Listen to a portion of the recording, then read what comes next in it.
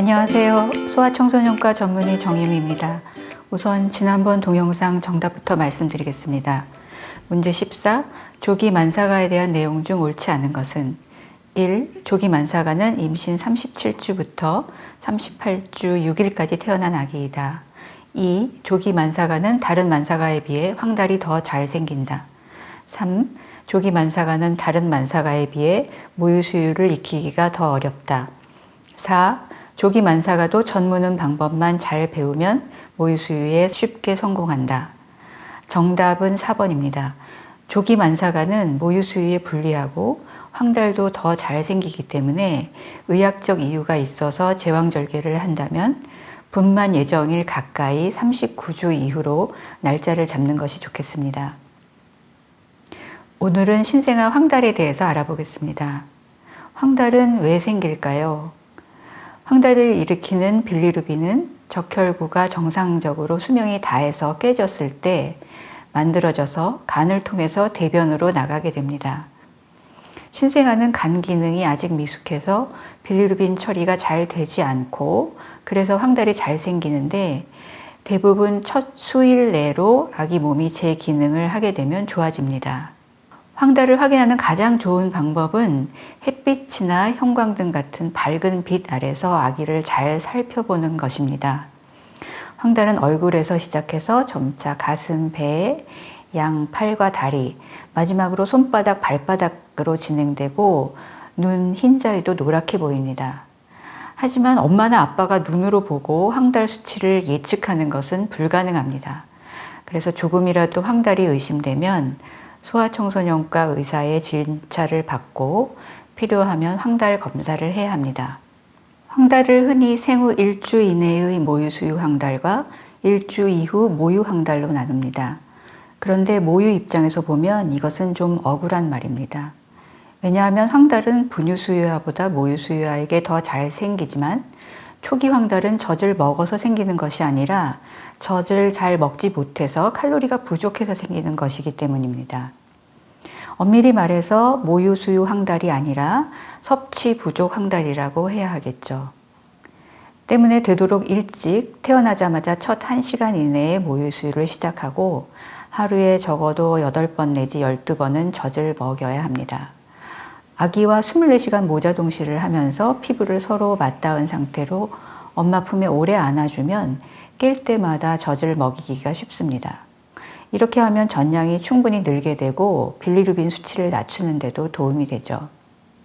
이렇게 빌리루빈 수치를 낮출 수 있는 방법뿐만 아니라 72시간 전에 퇴원을 하면 반드시 하루 이틀 내에 소아청소년과에서 진찰을 받고 아기가 잘 먹고 건강하게 잘 자라고 있는지 확인을 해야 합니다. 왜냐하면 이때가 황달이 생기기 쉬운 때이기 때문에 특히 금요일이나 토요일에 퇴원을 했다면 월요일에는 잊지 말고 꼭 진료를 받아야 하죠.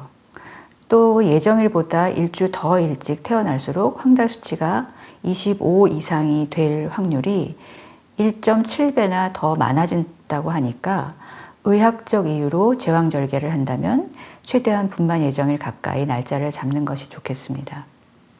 분유 수유아는 대부분 황달이 2주 정도 되면 없어지고 모유 수유아는 흔히 2, 3주 이상 가기도 합니다. 3주 이상 황달이 지속될 경우에는 물론 모유 황달일 수도 있지만 반드시 소아청소년과 진료를 받고 다른 원인이 있는지도 확인을 해야 합니다. 황달이 있을 때도 모유 수유는 중단하지 않습니다. 오히려 더 열심히, 더 자주 먹여야 합니다. 모유 수유의 중단 여부와 황달 원인에 대한 검사나 치료는 다른 문제입니다. 황달이 있을 때 대부분 모유 수유를 중단하지 않아도 된다는 것을 황달에 대한 검사나 치료를 하지 않아도 된다는 뜻으로 잘못 이해하는 것은 매우 위험합니다. 황달 원인을 확인하기 위해서 젖을 끊지는 않지만 아주 드물게 심한 황달일 경우에는 치료 목적으로 하루 이틀 모유 수유를 중단하기도 합니다.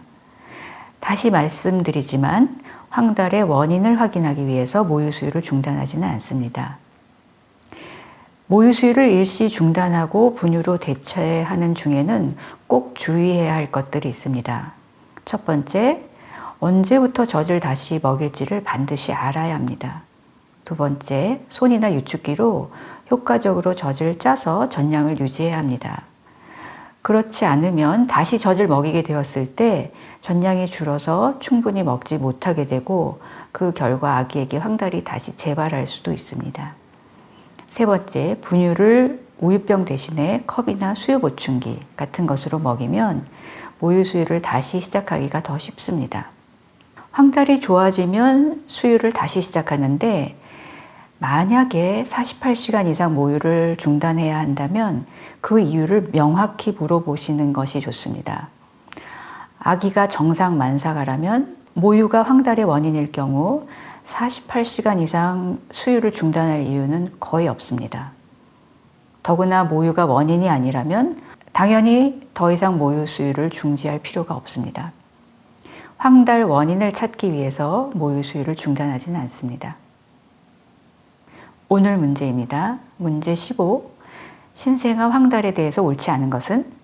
출생 초기에 신생아 황달은 모유 수유를 잘 하지 못해서 생긴다. 신생아 황달의 원인을 확인하려면 젖을 끊어본다. 세 번째, 신생아 황달을 치료하기 위해서 드물게 하루 이틀 모유 수유를 중단하기도 한다.